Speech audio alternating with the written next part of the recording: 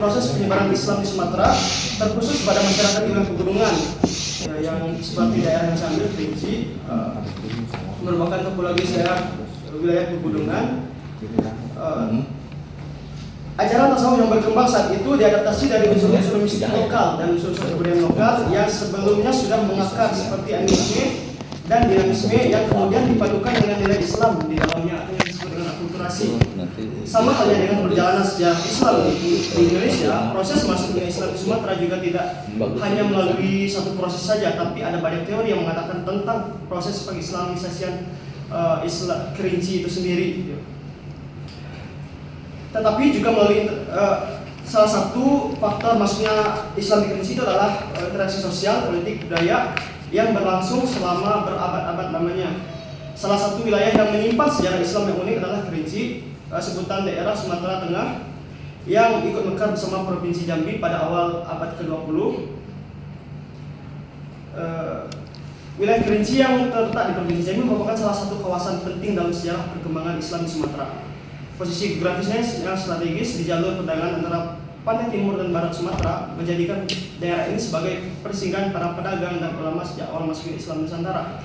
Namun dibandingkan dengan daerah-daerah lain seperti Aceh, Minangkabau, dan kajian sejarah Islam di Kerinci masih terbilang minim dan kurang mendapatkan perhatian akademik yang memadai. Untuk itu, salah satu tujuan penulis untuk menulis tema ini adalah menambah kesana atau menambah referensi lain tentang perspektif masuknya Islam di Kerinci itu sendiri.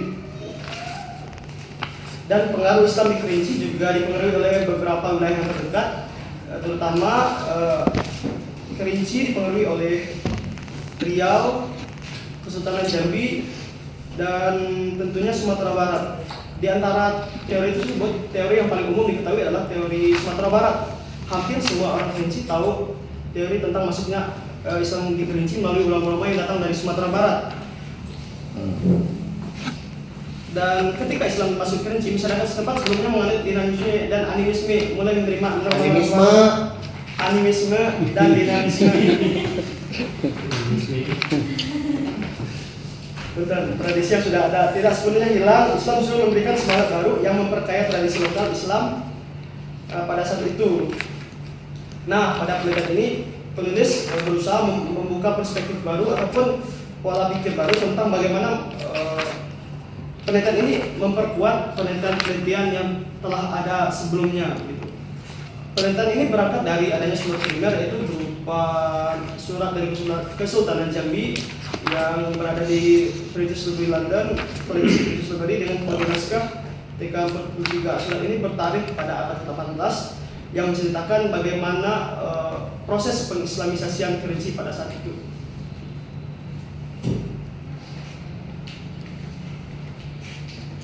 Berikutnya dari latar belakang yang penulis paparkan tadi dapat diambil rumusan masalah. Yang pertama, bagaimana telah filologis dari surat Kesultanan Jambi pada pemimpin Kerinci koleksi British Library London kode TK43.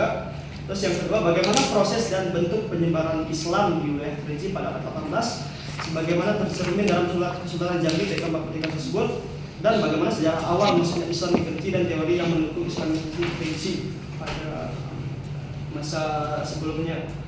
Dari rumusan masalah juga bisa kita tinjau dari tujuan penelitiannya adalah penelitian ini bertujuan untuk mengkaji dan mengungkapkan sejarah Islam di Kerinci pada abad 18 dengan menjadikan surat dari Kesultanan Jambi sebagai sumber primer itu melalui pendekatan sejarah dan teologi. Penelitian ini diharapkan memberi pemahaman yang mendalam mengenai proses Islamisasi Kerinci serta memahami beberapa pentingnya peran naskah dalam memahami aspek sosial, politik, dan agama pada masa itu. Di antaranya adalah untuk melakukan metode pengajian filologi untuk memahami isi dan bentuk surat kerajaan dari Kesultanan Jambi pada pemimpin Kerinci abad 18 berupa suntingan naskah, inventarisasi naskah, dan deskripsi naskah yang mencakup aspek-aspek fisik naskah, isi pesan, konteks historis, serta fungsi surat dalam hubungan politik antara sosial antara Kesultanan Jambi pada masa itu dan pada masyarakat Kerinci. Yang kedua, mengkaji dinamika penyebaran dan perkembangan Islam di wilayah Kerinci pada abad ke-18, perspektif naskah TK43 yang melalui penelitian kritis terhadap isi surat dan data historis dari beberapa sumber pendukung lainnya.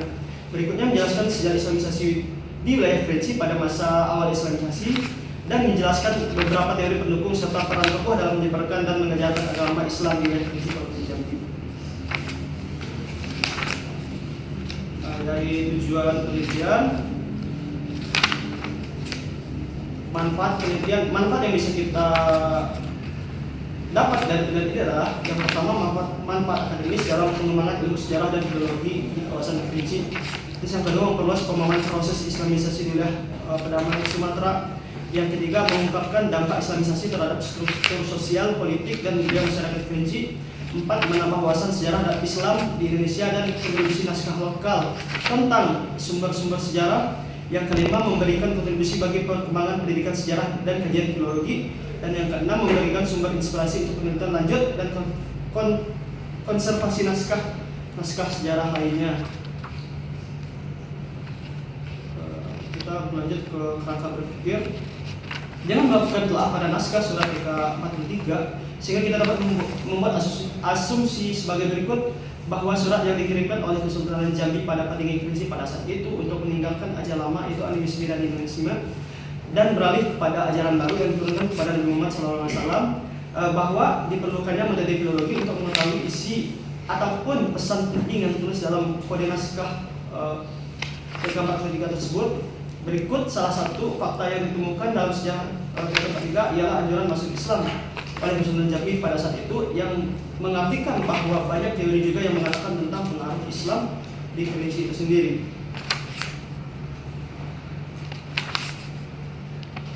Berikut kita beranjak ke hasil penelitian terdahulu. Ada beberapa, sebenarnya ada banyak, tapi perlu saya mencantumkan beberapa saja. Seperti buku berjudul Kitab Undang-Undang Tentang Tanah. Yang kedua, sebuah penelitian yang berjudul Tanah Pertemuan Raja, Sejarah Pernaskah Kerinci 1370 sampai 1819 Masehi, Naskah Tamu Kerinci sebagai sumber sejarah, Naskah-naskah ulung pada masyarakat Provinsi Bengkulu, Kajian Sejarah Islam di Sumatera, Kajian tentang Kesultanan Jambi dan surat-suratnya, tentang kajian metodologi sejarah dan filologi studi Islam. Berikutnya kita masuk ke pendekatan penelitian. Dalam penelitian ini penulis menggunakan pendekatan historis dan filologis, di mana pendekatan yang berlandaskan pada metodologi mengkaji fenomena sosial dan persoalan manusia berdasarkan spasial dan temporal. Dalam pendekatan ini peneliti meramu gambaran komprehensif, menganalisis istilah-istilah laporan terkunci, serta melaksanakan penelitian dalam konteks yang alami dan menghasilkan data deskriptif berupa tulisan mengenai suatu peristiwa terjadi atau fokus penelitian tersebut. Melalui metode pendekatan filologis adalah pendekatan yang digunakan untuk menelusuri, menganalisa atau mentafsir proses Islamisasi sesuai dengan yang dilampirkan atau yang dideskripsikan oleh naskah yang penulis ambil sebagai sumber primer tersebut. Berikut metodologinya. Metodologi tesis ini adalah gabungan dari metodologi sejarah dan metodologi filologi sebagai alat bantu, dan metode penelitian ini meliputi beberapa tahapan pula, diantaranya heuristik, strukturalisme, verifikasi atau kritik, interpretasi, tahap historiografi. Kita masuk ke bahasan jenis dan sumber data. Jenis datanya bersifat deskriptif naratif, sumber datanya ada sumber primer dan beberapa sumber sekunder lainnya juga. Berikut kita masuk ke pembahasan bagaimana deskripsi dari naskah tersebut. Tahapannya meliputi inventarisasi naskah, deskripsi naskah, dan suntikan naskah. Penulis telah meneliti naskah tersebut melalui proses filologi yang antaranya inventarisasi. Berdasarkan dari berbagai informasi yang penulis dapatkan, naskah tersebut tergolong naskah tunggal karena penulis tidak menemukan salinan pada katalog-katalog lain. Penulis hanya menemukan satu sumber saja, yaitu kata naskah yang tersimpan di British Library London, dan tidak ada salinan di museum maupun tempat-tempat di Provinsi Jambi khususnya. Dan juga deskripsi naskah. Ini adalah bentuk deskripsi naskah dari naskah yang penulis ambil, mulai dari judul, surat kerajaan, jenis dokumen surat resmi kerajaan, asal Kesultanan Jambi, jenis surat naskah, tahun naskah tahun 1794, Koleksi British Weekly, bahan kertas A4, ukuran 30 x 20 cm, kondisi sedikit robek, rusak, berlubang, bekas lipatan tinta memudar. Teknisnya tertulis, bahasanya Melayu klasik, aksaranya aksara Jawi, dan tertera kerajaan Jambi, skrip kerinci, tipe kontennya respondensi,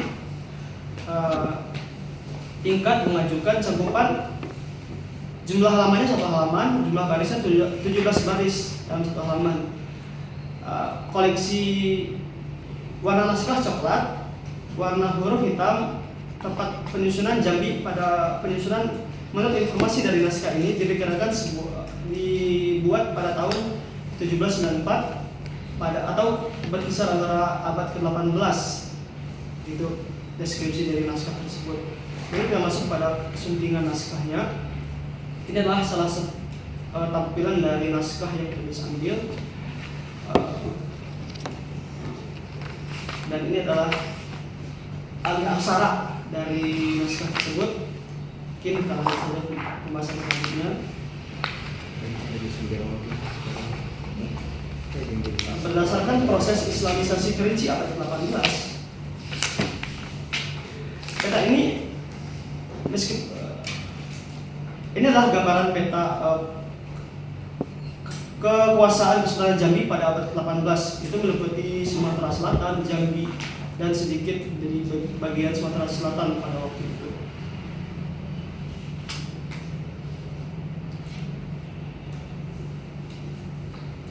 Dan berikut ini adalah hubungan antara Kerinci dan Kesultanan Jambi. Yang pertama, hubungan politik dan kekuasaan meliputi sejak abad ke-17 hingga 19 sudah Kerinci memiliki hubungan politis dan administrasi yang erat dengan Kesultanan Jambi, khususnya dalam hal urusan pemerintahan, hukum, dan keagamaan.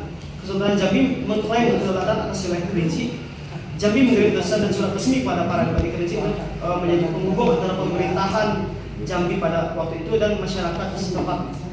Yang kedua, ada hubungan ekonomi dan sosial, di mana Kesultanan Jambi berperan penting dalam proses Islamisasi wilayah Kerinci, terutama pada abad ke-18 melalui pengiriman kandi atau hakim agama, syekh, dan ulama. Jambi memperkenalkan hukum Islam kepada masyarakat adat berdasarkan surat TK 43 tersebut. Yang berikutnya ada hubungan keagamaan dan Islamisasi. Selain aspek politik dan agama, Kerinci juga menjadi penting bagi Jambi secara ekonomi. Wilayah ini terkenal dengan hasil pertanian, emas, damar, serta komoditas hutan lainnya. Berikut bahasan tentang Islamic Kerinci. Ini adalah sumber-sumber primer, salah satu sumber primer yang mengatakan bahwa Islamisasi Kerinci itu ada pada abad ke-18. Ini adalah beberapa masjid yang dibangun pada abad ke-18 oleh para mubarik-mubarik yang berasal dari Syiah.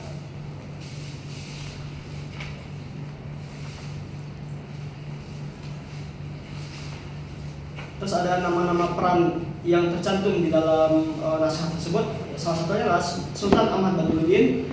Ia merupakan sosok pengaruh dalam sejarah Jambi karena selama masa pemerintahnya hubungan dengan wilayah-wilayah perbatasan Kerinci mendapatkan perhatian khusus. Gitu.